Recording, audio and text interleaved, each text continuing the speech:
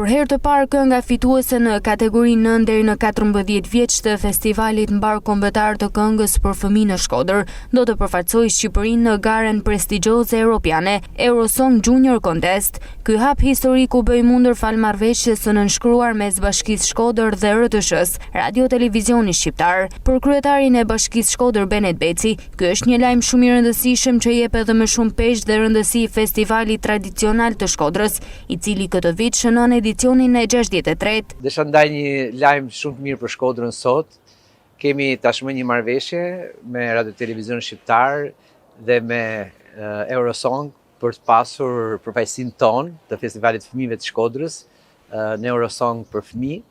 Besoj që do të jetë një kontribut i jashtëzakonshëm edhe një mbështetje e jashtëzakonshme për talentet e Shkodrës në një festival kaq prestigjioz siç është Eurosongu për fëmijë në Europë. Skena e këtij festivali mbetet një ndër platformat unike për promovimin e krijimtarisë muzikore për fëmijë dhe zbulimin e talenteve të reja nga gjithë Shqipëria dhe më gjerë, ndërkohë që sot ky festival fiton një dimension të ri ndërkombëtar. Shkodra këtë vit ngjitet në skenën europiane jo vetëm me muzikën për fëmijë, por edhe me përfaqësimin e Shkodra elektronikën e Eurosong për të rritur, duke përfaqësuar Shkodrën dhe Shqipërinë në këtë event ndërkombëtar.